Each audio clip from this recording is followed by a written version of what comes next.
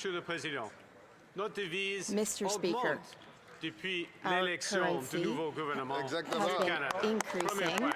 Our dollar has Deuxième been point. increasing since this government was C'est à elected. That's cause my du first plan point. Second économique de ce point, gouvernement, un plan qui va we have investir an au economic Canada, plan. qui Our va government's rendre plan Canada will une invest in Canada. superpuissance We will make énergétique, Canada qui va trouver an energy et qui superpower. trouve des nouveaux We partenariats à are l'échelle finding new mondiale. partnerships around the world.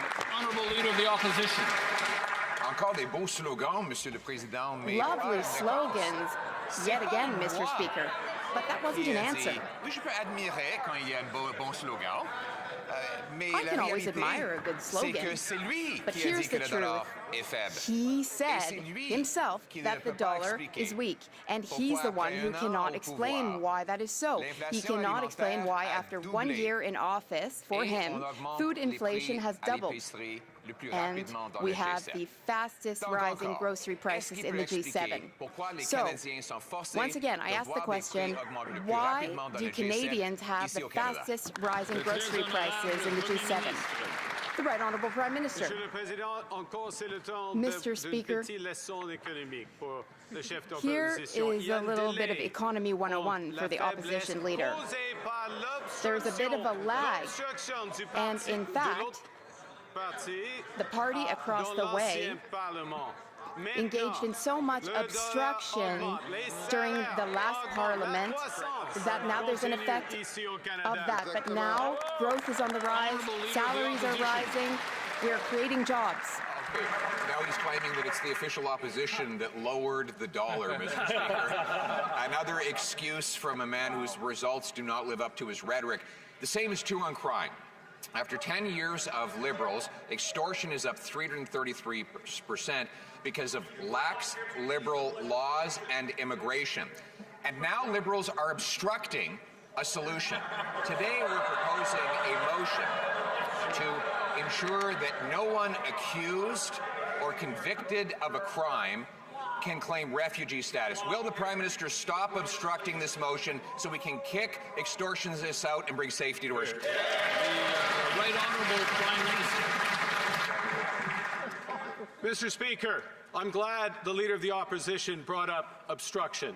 It is the obstruction of the opposition which is delaying the 6 bills before the House and Senate that will address extortion, that will tighten bail, that will tighten sentencing against extortion, and very importantly, consistent with every major police force in this country, consistent with the mayor of the large cities, which introduced lawful access, which they've consistently stopped in favor of extortion. The Honourable Leader of the Opposition. Mr. Speaker, he's blocking his own bills and failing to move ahead because Liberals do not want to repeal Liberal bail, Liberal house arrest, and Liberal immigration. But we have a motion before the House of Commons today, and it would, A, bar non-citizens convicted of a serious offence from claiming refugee status. B, bar the same people who have been charged from claiming refugee status. And C, stop judges from giving sentencing discounts to people because they are from abroad. Which of these 3 things does the Prime Minister oppose? And if it's none, why obstruct? The Right Honourable Prime Minister.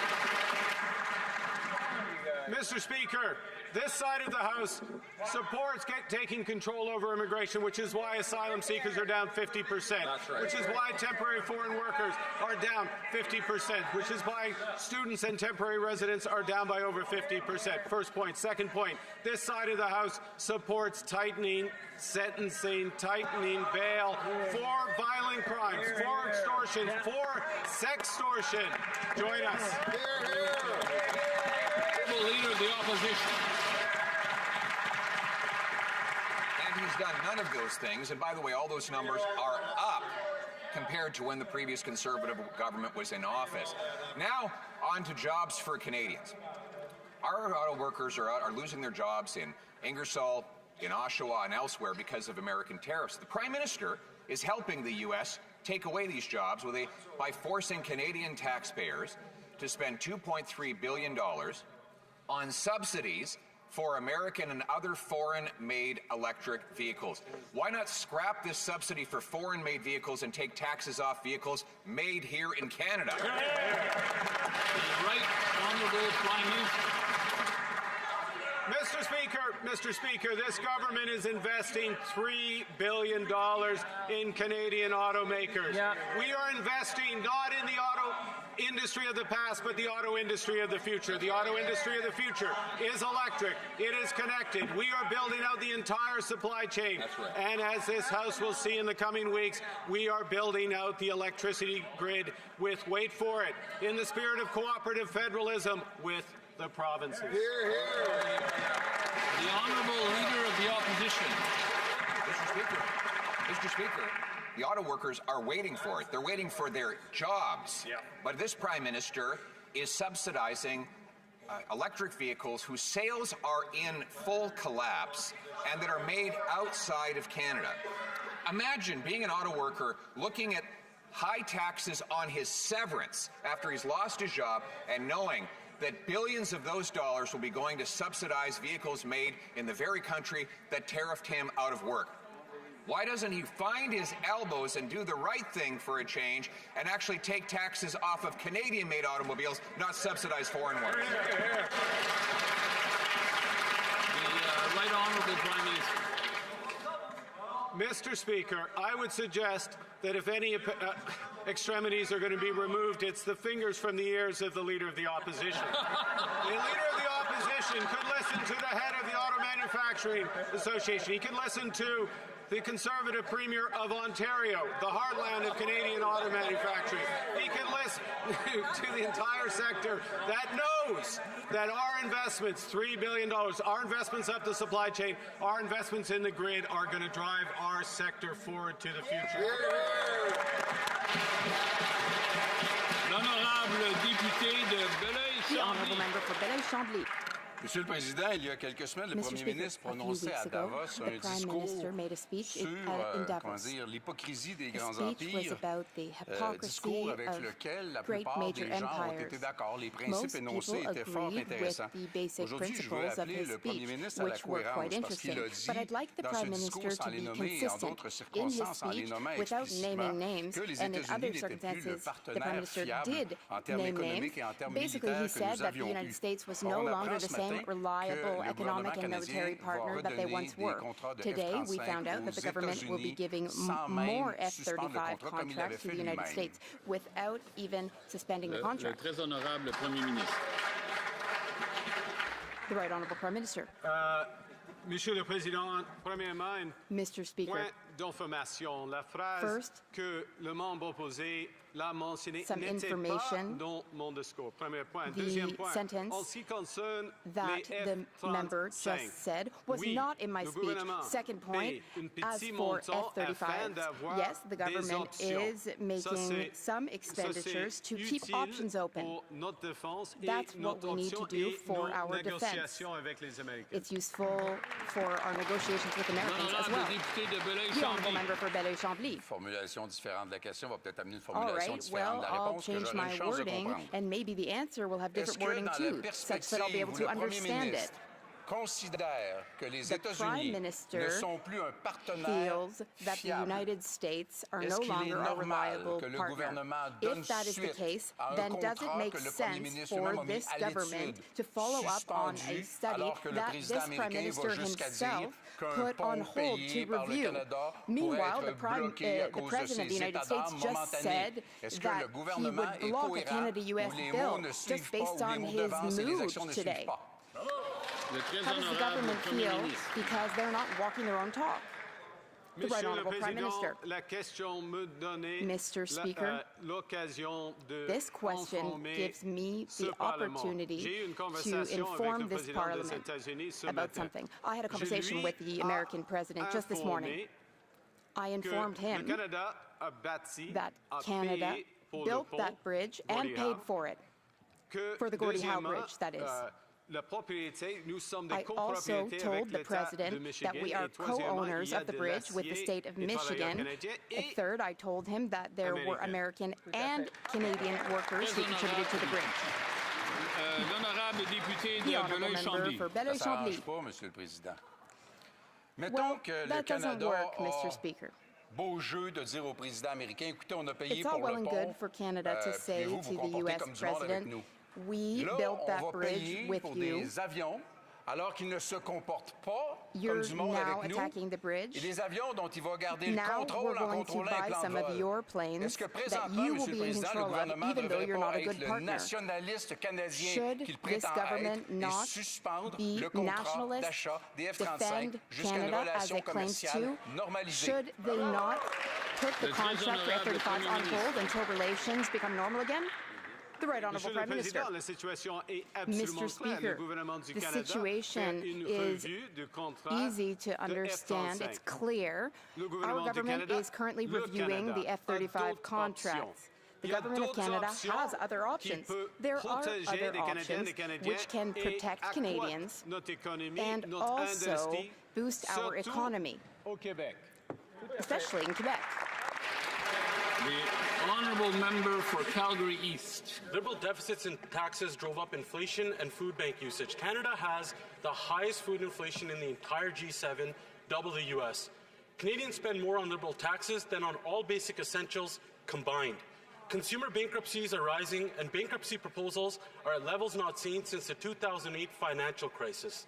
When will the Liberals scrap the taxes and inflationary deficits that are driving more Canadians into bankruptcy?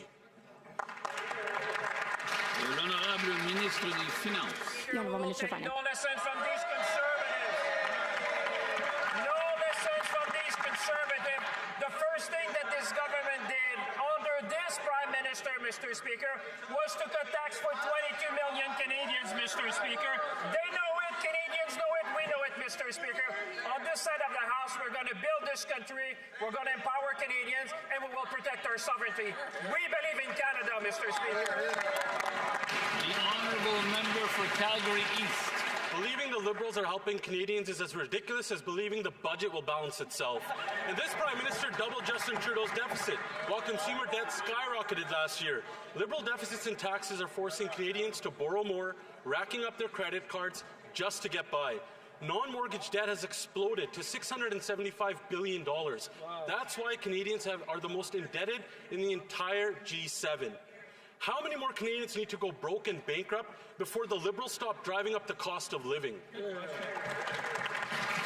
Honorable ministre des Finances. The Honourable Minister of Speaker, Finance. I'll have a simple answer. Move on, man. Move on, That's, honestly, change the QB card. I can give you some advice, Mr. Speaker. Move on. And I have good news, Mr. Speaker. I know it's only Tuesday, but Canada is forecasted to have the second fastest growth in the G7. This is under this Prime Minister, under this government, under this team, which is building Canada like never before. We will build at scale, we will build at speed, and we will build a Canada that we can all be proud of, Mr. Speaker. The honourable member for Chilliwack Hope. These Liberals keep telling Canadians that they've never had it so good. Well, not only has food inflation doubled since this Prime Minister took office, it's now twice as high in Canada as it is in the United States. It's driving over 2 million people a month to the food banks. I guess they should just move on from that. And now we learn that more and more Canadians have been forced into bankruptcy and bankruptcy proposals. In my province of British Columbia, they're up over 10% in the last year alone. When will this government stop pushing people to the brink and cut the taxes and red tape that is pushing Canadians into bankruptcy? The Honourable Secretary of State for Financial Institutions. Well, Speaker, they want to talk about taxes. We cut taxes for 22 million Canadians. We cut the GST for first-time home buyers, the consumer carbon tax. Last week, we launched the groceries and essentials benefit that will put up to $1,900 in the pockets of Canadians. Mr. Speaker, we're focused on affordability for Canadians. They're focused on continued obstruction. The honourable member for Chilliwack Hope. The Liberal plan isn't working. Over 2 million Canadians a month are using the food bank. The cost of groceries has skyrocketed to over $340 a week for a family of 4, and the small minority of Canadians that get that recycled rebate that he was talking about will only get $10 a week, which isn't going to keep their creditors at bay. Now bankruptcies and bankruptcy proposals are at their highest levels since the global financial crisis. So when will the Liberals finally cut taxes and red tape and stop pushing record numbers of Canadians into bankruptcy? The Honourable Secretary of State. Mr. Speaker, from a member and his leader who supported giving the child benefit to millionaires. That's right. They voted against dental program, the daycare program, housing. The list goes on and on. On this side of the House, we're going to continue to focus and deliver on affordability. That party is focused in obstruction and slogans. Thank you, Mr. Speaker. The Honourable Member for Okanagan Lake West, South Kelowna. Mr. Speaker, after 10 years of Liberal government, food inflation is double what it was when the Prime Minister took office and double that of the United States. Food bank use has more than doubled, and now bankruptcies are up, the highest they've been since the financial crisis, clocking in at a shocking 10.6% at British Columbia. Will the government admit that its taxes and deficits are driving Canadians into the food bank and into bankruptcy, or will it just claim that everything is fine, proving that it's totally out of touch with reality? The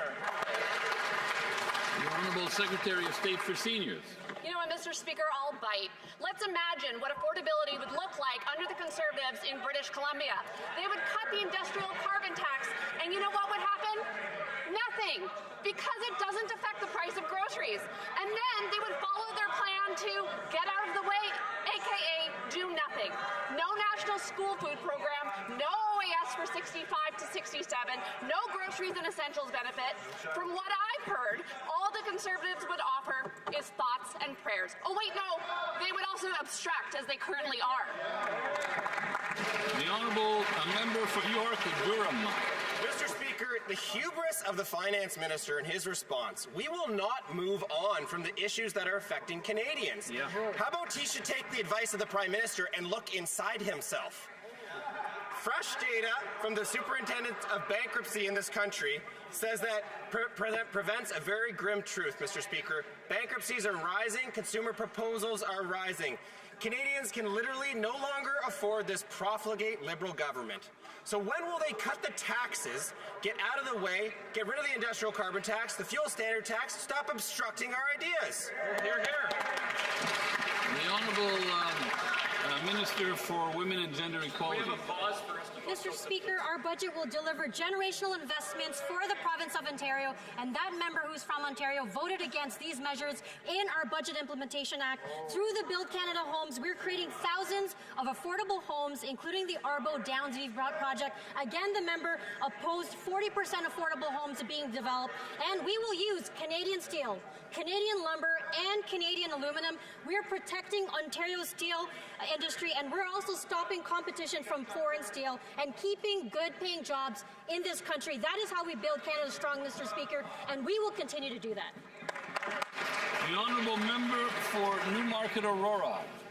Consumer bankruptcies are up to the highest level since the financial crisis. That's 141,000 Canadians that are losing their homes, their savings, and their sense of security. Clearly, the Liberals' Band-Aid programs are not enough to prevent bankruptcies. Canadians need long-term solutions that bring down the cost of food and housing. When will this Liberal government stop the inflationary deficits, scrap the taxes, and remove the bureaucratic roadblocks that are making life so unaffordable? The Honourable Minister for Women and Gender Equality. Mr. Speaker, again, this member is also from Ontario and voted against our budget that will make generational investments. We are making investments in our economy. We're protecting our communities and empowering Canadians, and the members opposite continue to obstruct this progress. We're creating jobs in clean energy through the Darlington Nuclear Project. That is going to help support 1.2 million homes, create thousands of jobs in this country. They should stop opposing these measures so they can help support Ontarians and support Canadians, Mr. Speaker. L'honorable député de Sheffer. Monsieur le Président, selon le gouvernement, 85 000 retraités sont victimes d'erreurs donnant par son vieillesse à cause du logiciel Curam, certains depuis 9 mois. Hier, on a bien compris pourquoi c'est si long. Le leader en chef du gouvernement a répondu que les erreurs seraient corrigées, je cite, « S'il y a des erreurs, s'il y a des cas, on en aurait entendu parler. » Monsieur le Président, son propre gouvernement dit que s'il y a en fait 85 000 victimes, il le dit, et lui, il vit encore dans le déni. Comprenez-vous maintenant pourquoi il n'y a jamais rien qui se règle au fédéral? L'honorable leader du gouvernement à la Chambre. Il paraît qu'on a un problème chez le Bloc québécois de mal citer les gens aujourd'hui. Évidemment, Monsieur le Président, nous prenons chaque cas au sérieux, mais ce que je tiens à réaffirmer et à rassurer aux Québécois, aux Canadiens, à l'ensemble des gens qui bénéficient de la sécurité de la vieillesse, c'est qu'on a fait une modernisation du système informatique. S'il y a erreur, on va les corriger et on invite évidemment les collègues de tous les partis de nous donner les noms de cas où on pourrait s'attarder et à régler pour les gens. L'honorable député de Sheffer. Monsieur le Président, le gouvernement lui-même estime qu'il y a 85 000 retraités victimes de Curam. 85 000 victimes d'un logiciel au dépassement de coûts de presque 5 milliards. À Québec, ça fait longtemps qu'il y aurait une commission d'enquête. Mais pour la leader du gouvernement, tout va très bien, Madame la Marquise. Il est presque en train de se féliciter parce que, coudonc, s'il y a 85 000 retraités qui ont des problèmes, ça veut dire que les autres vont bien. Quelle sorte de gouvernement déconnecté pour penser que causer des problèmes à 85 000 personnes, c'est pas grave? The Honorable Secretary of State for Seniors. We are modernizing a very old system. If we had not taken action, that would have jeopardized the payments of millions of seniors. Now, there will be retroactive payments and any issues will be corrected. Once again, I encourage the member across the way to give me names of those affected and we will be able to help them. Mr. Speaker, extortion is out of control in this country. Small business owners are being threatened, firebombed, shot at, living in fear, and many are contemplating leaving this country. And yet the Liberal government refuses to take this crisis seriously. Some of these criminals who should be deported are now exploiting the refugee system with false claims in order to stay in Canada. Now, we tried to close these loopholes, but the Liberals continue to obstruct. Will the government support our motion to protect Canadians from dangerous non-citizens by closing this loophole and finally ending these bogus refugee claims? The Honorable Secretary of State for Combating Crime. Mr. Speaker, we are very concerned about this issue, and therefore we're doing everything possible by bringing legislation that will tighten bail, by imposing stricter sentences. But the one bill that's been missing is C2. C2 we tabled in the House back in June, and if these Conservatives were serious about solving the problem, rather than this window covering that they brought with this motion, that essentially is moot because of C12, which already does everything they're asking for, they would approve lawful access. They would consent today to moving that bill forward. Will they allow the vote, pass the bill, and catch the criminals? The honourable member for Edmonton Gateway. Mr. Speaker, we've heard for 10 years of Liberal excuses and blaming others, but Canadians continue to live in fear as criminals threaten their families, their businesses, and communities. Serious non-citizen offenders are exploiting loopholes in the refugee system to stay in the country, leaving Canadians vulnerable. Will the Liberals finally work with us to pass this motion to ban these non-citizen criminals from making false refugee claims and ensure Canadians are protected from dangerous offenders who should be deported? The Honourable Secretary of State. Mr. Speaker, yet another Conservative that probably needs to remove his fingers from the ears, because we've already solved this problem. That's right. In C12, Mr. Speaker, essentially all of these criminals would not be allowed to apply for asylum. Even in the cases where we've heard in BC where they have applied for asylum, they would not have been able to had the Conservatives not obstructed and passed C2 when we had tabled it. But because they obstructed, they've been able to make those claims. But guess what, Mr. Speaker? Good news, because it's in the Senate, and once it's passed, those claims, those cases will be canceled. Hear, hear. The honourable member for Kamloops, Thompson Nicola. Extortion is out of control in my home province of BC.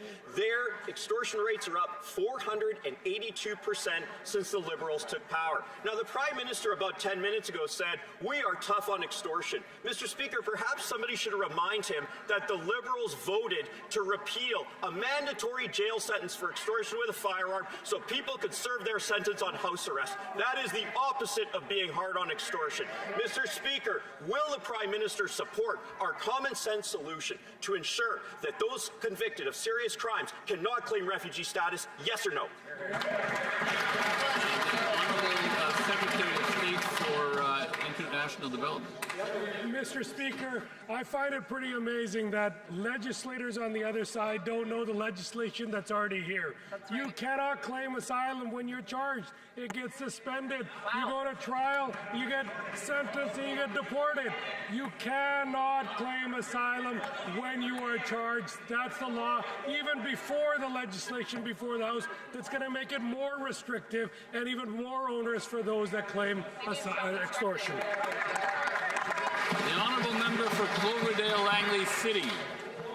Picture a city with gangs demanding protection money from small businesses, where shots are fired at homes, where families fear going out at night, and people are forced to change their cars and their routines. Sounds like I'm describing a slum in the third world country, but it's my hometown of Surrey. What's worse is when these thugs are caught, they are right back on the street after claiming refugee status. Will the Liberals support our motion that those charged with or convicted of serious crimes cannot exploit the refugee system in order to stay in Canada? The Honourable Secretary of State. Mr. Speaker, when I speak to the police chief in that jurisdiction, when I speak to the mayor in that jurisdiction, when I speak to the premier of that province, they ask, can you get them to pass C2? Can you get them lawful access? Can you get them to pass the bills in this House? They don't want this obstruction, Mr. Speaker. I ask you to urge the Conservatives to support these legislations so we can give the police the tools they need to prosecute and enforce the laws of this land and kick these extortionists out. The honourable member for Calgary Skyview. Mr. Speaker, extortion is up 330% since Liberals took office. Small business owners in places like Brampton, Surrey, Vancouver, and my home of Calgary are being threatened. Families are being shot at and firebombed.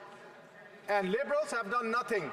Even the Premier of BC has said the Liberals must stop criminals from gaining refugee status. Will the Liberals support our motion to protect communities by ensuring convicted criminals cannot use our refugee status to stay in Canada? Yes or no? The Honourable Minister of Justice.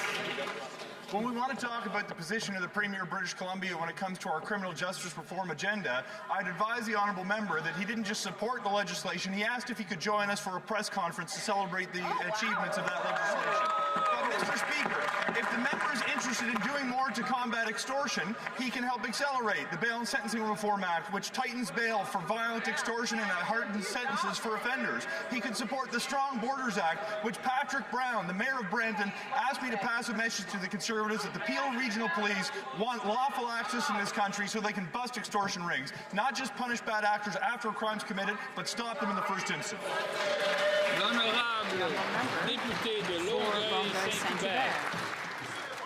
Mr. Speaker, February 7th marks the end of the mandate of the Presidential Transitional Council in Haiti, as well as a new stage in the political transition with the transfer of power to Prime Minister Fils-Aimé. As Haitians continue to face uncertainty about their country's future and the security situation continues to deteriorate, can the Minister of Foreign Affairs tell us how Canada will continue to support the Haitian people throughout this democratic transition and security stabilization process? Thank you, Mr. Minister of Foreign Affairs. Mr. Speaker, this transition is an important step toward stability in Haiti. Haïti, y compris les élections générales. Including Le the Canada general est elections. un leader Canada dans le monde. is a global Nous avons leader, investi and we have invested 450 millions de $450 dollars million pour la stabilité en Haïti. for Nous stability in Haiti. collaborons avec la We are working diaspora closely aussi. with the Nous Haitian nous diaspora engageons as well. à lutter We are committed pour un avenir to plus fighting sain et for a plus healthier sauf pour and safer future l'Haïti. Et merci beaucoup à mon for Haitians. And I'd collègue like to thank my ici dans la colleague Chambre. here in the House. The honourable member for Kildonan St. Paul. Mr. Speaker, despite the Liberal government signing on to up to $52 billion to build an electric vehicle supply chain in Canada, the wheels are falling off most of those deals, and the vast majority of EVs are built elsewhere. But now, with the Liberals are expecting Liberal Canadians to buy into this $2.3 billion subsidy program for foreign-made EVs. Why is the Liberal government expecting working Canadians to subsidize their $2.3 billion subsidy for foreign-made EVs, including in the U.S., Mr. Speaker? L'honorable ministre de l'Industrie. Speaker, we believe in affordability and we believe in electrification. And we just don't understand why the Conservatives are so much against electrification at a time where in 5 years, 40% of all the cars sold worldwide will be EVs. And so we won't hold back our auto workers. We will invest in the future of the sector. We will make sure that we leapfrog what is going on in the United States, and we will create jobs across the country. The honourable member for Kildonan St. Paul. Speaker, the minister is not addressing the issue, so allow me to be clear. Under Conservatives, not a single taxpayer dollar would go to subsidize the American EV market, and yet that's precisely what the $2.3 billion subsidy they've just introduced will do. There are not a lot of EVs made in this country. They're made elsewhere, including in the U.S., which is eligible for this $2.3 billion subsidy. Will the minister change course, or will working Canadians be expected to fund the American auto market? Honorable ministre de l'Industrie. We all know that the auto workers are building the best cars in the world for the world. But we all know that the auto sector is completely integrated within North America. Is my colleague saying right now, calling for a boycott against American EVs that are made with Canadian parts by Canadian auto workers? Is that what she's suggesting? That's it. L'honorable député de Louis-Saint-Laurent,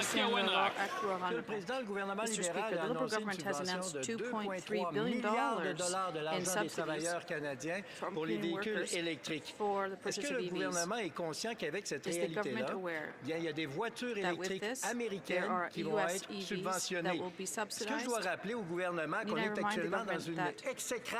that there is a terrible trade war because of Donald Trump, and that to date, this has cost 5,000 jobs. Why subsidize U.S. cars then? Minister. Mr. Speaker, it's surprising to finally hear this after 1 year of a trade war denounce tariffs on the Canadian automotive sector. But we have a plan supported by the entire industry, by unions, and by the Premier of Ontario, where this industry is positioned, and by environmentalists. We agree with the fact that we have to invest in electrification of transportation in this sector because we know that globally this is where investment is happening and we are following where the capital is going. Mr. Speaker, she forgot a name in the people who agree with this plan, President Trump, because he's going to be benefiting from these subsidies. The reality is that if the minister really wants to help workers, if she really wants to help this industry and help Canadian families to buy a car, why not take our proposal to cutting GST on cars made in Canada? That would be concrete and give results. The Honourable Minister. Mr. Speaker, we're helping already the automotive sector with $3 billion, and we're going to continue to support it. There are 5,000 people in Ontario and elsewhere in Quebec who will be supported, and we agree with the fact that we have to make more investment in transportation electrification because it creates jobs in our province. And my colleague has to understand that the automotive sector in North America is fully integrated. So what he calls calling for a boycott of EVs made in the U.S.? Is he saying that those who work in the automotive sector for car parts? Inaudible. The honourable member for Simcoe North. Speaker, the auto sector is half the size it is today when the Liberals took office. President Trump has launched a sustained and unjustified attack on Canada's auto sector. His stated goal is to take Canadian auto jobs and put them in the U.S. And now the government is going to use taxpayer money to subsidize electric vehicles made outside of Canada. Thousands of these rebate checks will end up in American pockets. Does the minister really believe that we should be using taxpayer money to reward President Trump's behavior? Yeah, hear, hear. The Honourable Minister of Foreign Affairs. Speaker, it is shocking that the opposition does not recognize the measures that this government has taken to support the auto sector, to support workers, to make sure that we're investing in national projects, while they vote against us every single time. Mr. Speaker, we have an auto strategy, we have a liquidity management fund, we are reducing tariffs, and we are making sure we are building Canada strong. We urge them to get on board. Member for Oxford. Mr. Speaker, under this Liberal government, Canadian auto production is down by half. Mass auto layoffs in Oshawa, Brampton, and Ingersoll are devastating our communities. We gave the minister a very reasonable solution to help with auto workers. Under Section 153 of the Income Tax Act, he can bring forward a regulatory change to reduce the mandatory withholding rate on lump sum severances for impacted workers. But the Minister of Finance rejected it. Why? The Honourable Minister of Foreign Affairs. Speaker, I come from a riding and I represent auto workers and the auto sector. And let me tell you, Mr. Speaker, they want this government to keep doing what we have been doing, which is to support auto workers, support unions, support auto manufacturing, and to ensure that we are together building Canada strong. That's what we do in times of economic stress. We band together, and on this side of the House, we urge them, vote with us, vote for Canada, vote for national projects, and build Canada with us. The honourable member for Oxford. Speaker, the Minister of Finance called standing with auto workers political malpractice. It's easy to talk about that here in Ottawa, but try saying that to the worker who lost their job. Say that to the worker who can't feed their family. Say that to the worker who can't pay for their mortgages. Yet this government is sending billions of their tax dollars outside of Canada to fund foreign jobs and foreign projects. Canadian workers feel betrayed. So will the minister just drop the rhetoric, work with us, and stand for Canadian workers? The Honourable Minister of Artificial Intelligence and Digital Innovation. Breaking news for the opposition. Mr. Speaker, we're in a trade war, and maybe instead of talking down the Canadian economy, talking down workers, they should join us and build it up. We are investing $3 billion in the auto sector. We are backing companies who choose to build here. I was just in Bradford, Ontario, where we invested in Cooley, Canada. They employ 280 Canadians, and they support our plan to build in Canada, buy in Canada, and believe in Canada. They ought to try it. The honourable member for Stormont, Dundas, Glengarry. The Liberals providing billions in rebates for American-made EVs coming into Canada is anything but elbows up.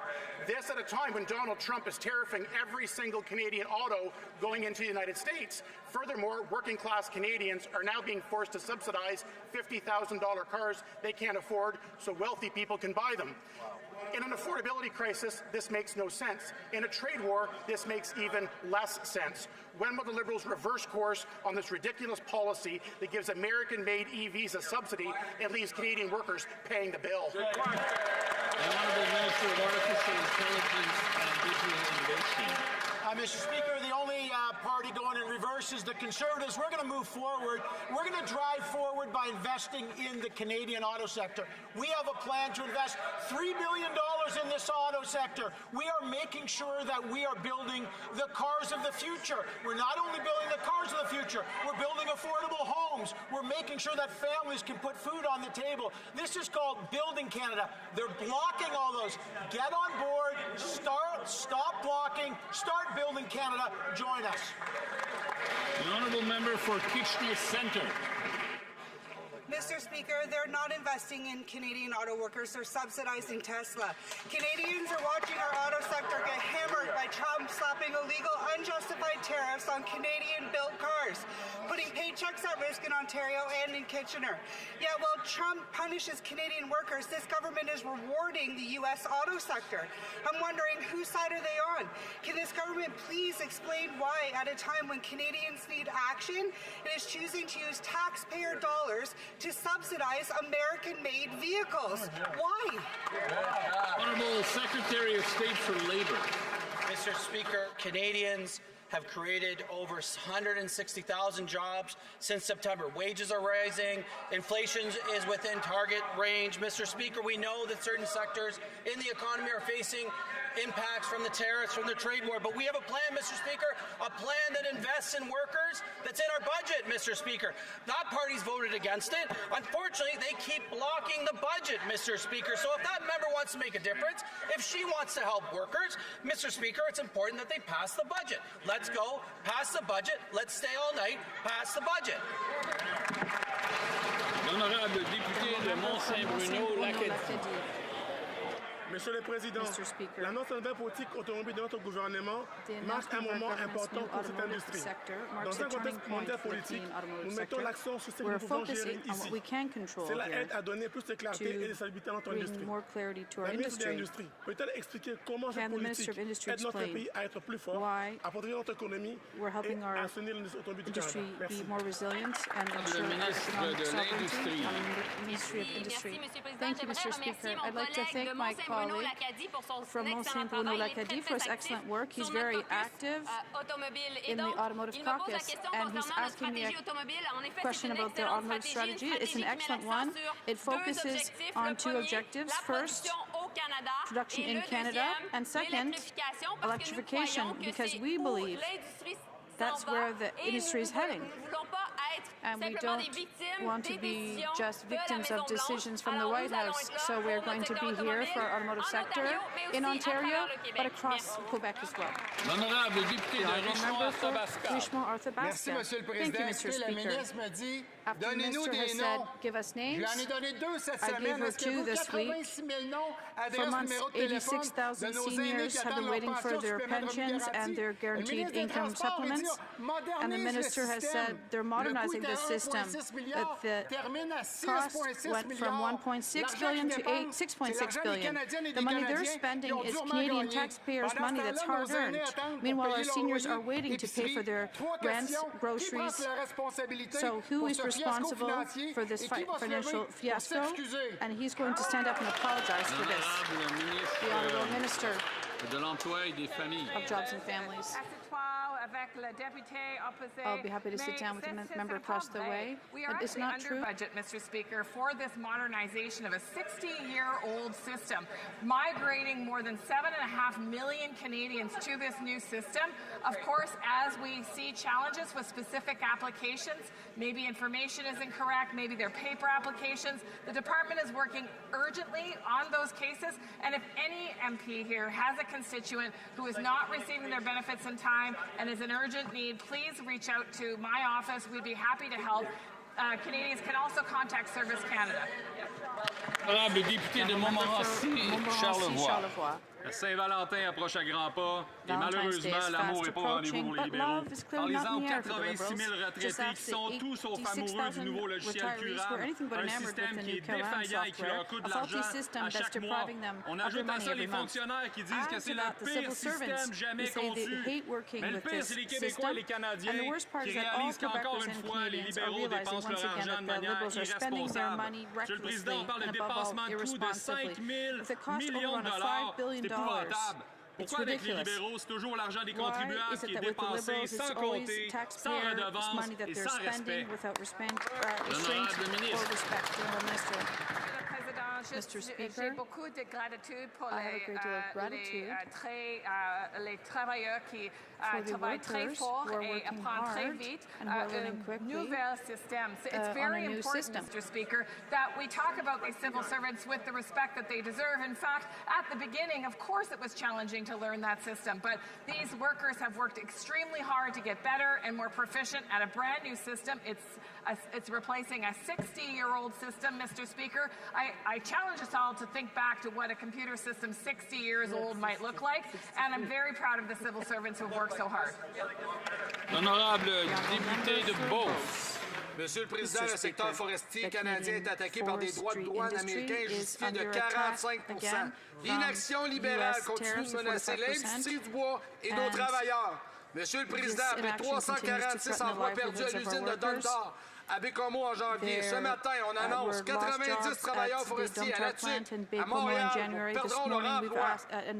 Quand le Premier ministre va-t-il commencer à travailler avec les conservateurs, supprimer les droits de douane américaines et de défendre les travailleurs forestiers?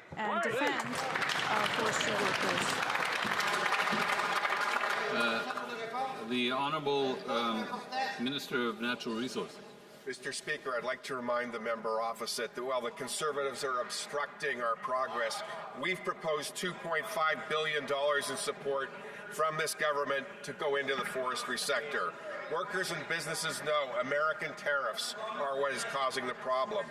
Do these folks understand it is the tariffs we need to be fighting, not each other, Mr. Speaker? The Honourable Member for Hamilton Centre.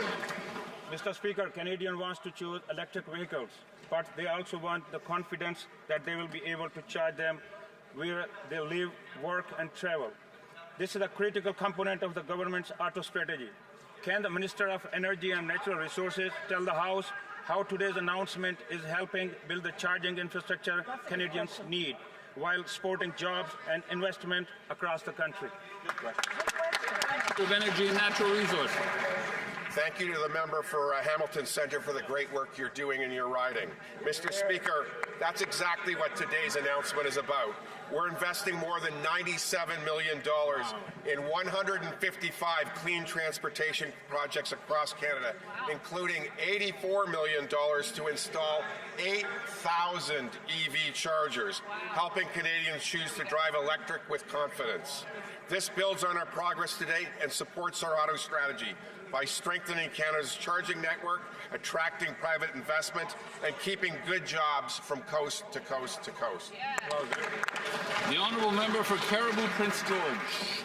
On November 25th of 2021, a lone gunman circled the Vanderhoof RCMP detachment, spraying dozens of rounds into the particle board walls, narrowly missing the RCMP members working inside.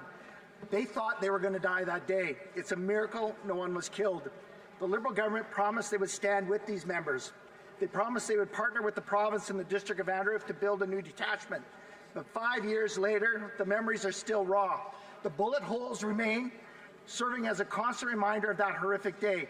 The province is on board, the District of Vanderhoof is on board, but this government is missing an action. Why? The Honourable Minister of Public Safety. Mr. Speaker, I'd like to thank my colleague from Caribou Prince George for this question, and let me also extend my deepest support to the individual RCMP officers who have been impacted. I will work with the Commissioner Duhem to ensure that those who require the support, including new facilities, are addressed, Mr. Speaker. The work of the RCMP frontline personnel across Canada is truly inspiring, and I want to thank each and every member for their service to Canada, Mr. Speaker. Member for Vancouver Kingsway. The Prime Minister recently urged the global community to stand up to superpower intimidation and called on middle powers to stand together to resist it. The United States has imposed an illegal blockade on Cuba for decades, crippling its economy and causing mass suffering to the Cuban people. Now Donald Trump is cutting off fuel, risking humanitarian disaster. Will the Prime Minister stay true to his words in Davos, uphold independent Canadian foreign policy, and support Cuba in the face of aggressive U.S. imperialism? The Honourable Minister of Foreign Affairs. Mr. Speaker, we are deeply concerned by the deteriorating conditions in Cuba. Our consular officials are actively engaged. They stand ready to support Canadians in need. We are also working, Mr. Speaker, with the Cuban authorities and Canadian tourism stakeholders to ensure a timely and an effective response. We understand the aircraft carriers from Canadian airliners will be picking up Canadians. Our top priority will always be the safety and the security of Canadians, and our foreign policy is based on that. The honourable member for Kootenay-Alberni. Mr. Speaker, Alberta's Bill 11 is American-style two-tier medicine. It allows doctors to bill privately while also billing the public system and allows private insurance for medically necessary care. This breaks the promise of Canadian Medicare, creating one system for the wealthy and one where the rest of us are left waiting even longer. The minister said she would look into it, but it's been 2 months and we've heard nothing. Will she stop stalling, enforce the Canada Health Act, and protect Canada's universal health care system? L'honorable ministre de la Santé. Merci, Monsieur le Président. Thank you, Mr. Speaker. Alors, je voudrais dire à mon collègue, oui, jusqu'à présent, nous regardons avec les services légaux de Santé Canada ce que fait la loi de l'Alberta et je travaille de près avec ma vis-à-vis de la province et je vous reviendrai quand ce sera le temps pour vous dire s'ils sont en dehors de la loi canadienne sur la santé ou non. Parce que comme je l'ai déjà répété plusieurs fois dans cette chambre, jusqu'au jour d'aujourd'hui, je suis la gardienne de la loi canadienne sur la santé publique des Canadiens. Merci. I wish to draw the attention of members to the presence in the gallery of the Honourable Charmaine A. Williams, Associate Minister of Women's Social and Economic Opportunity for Ontario.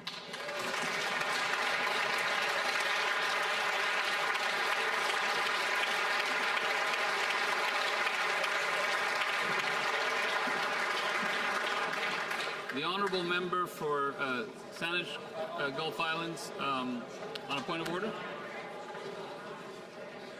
Thank you, Mr. Maybe Speaker. So that there's quiet and we can hear the member's point of order. Thank you, Mr. Speaker. During the course of debate today, numerous times, numerous Liberal members have made reference to Bill C-2, what was named the Strong Border Act, when it was tabled in June. The trouble is, Mr. Speaker, and I will try to be succinct, Bill C-2 cannot be put forward for a vote. Bill C-2 is in violation at this moment. It is only acceptable that it sit on the shelf covered in dust until the government removes it, removes all the sections that have already been carried that are identical to C-2 that are found in C-12. This would encompass in Bill C-2 Parts 1, 2, 3, 5, 6, 7, 8, 9, 10, 11, and 12. That's because, Mr. Speaker, the rule in this place, known traditionally as the same question rule, prohibits any government or any member from bringing forward legislation that is substantially the same. Now, in this case, we know C-2 came forward in June. I thought when I saw C-12 that the government would remove Bill C-2 from the order paper. I was informed later by the minister responsible that the intention was to reintroduce C-2 with only those sections that related to warrantless access, as all the rest of C-2 had been put into Bill C-12. So, Mr. Speaker, I would like to direct you to the House of Commons Procedure and Practice, 4th edition, 2025, in which you'll find under this particular issue of concern of the same question, a bill adopted cannot be revived in the same session. So, Mr. Speaker, I ask for you to please consider the matter and direct the government to immediately remove Bill C-2 from the order paper until such time as it can reintroduce only those sections that have not yet been adopted and reintroduce it with only the warrantless access sections. I also draw your attention, Mr. Speaker, to the fact that the Secretary of State for Combating Crime called for Bill C-2 to be passed. That violates the same question rule. And even worse, Mr. Speaker, you'll find on Hansard, the parliamentary secretary to the leader of the government in the House asked for unanimous consent to pass C2 immediately. Fortunately, I said no, or the government would have found itself in error and contravening all our rules should it happen to have achieved unanimous consent to violate all the rules of the same question rule. Thank you, Mr. Speaker. Thank the honourable member for that elucidation. I will consider the honourable member's comments and get back to the House. Yes, the Honourable Parliamentary Secretary to the Government House Leader. Mr. Speaker, my intentions when I was asking for unanimous consent on C2 was to get it to committee stage, not to pass it through to the House. We will now go back to orders of the day. Orders of the day, government orders, business of supply. Resuming consideration of an opposition motion regarding serious crimes and refugee claims, standing in the name of Ms. Rempel Garner. There is the member for Richmond East.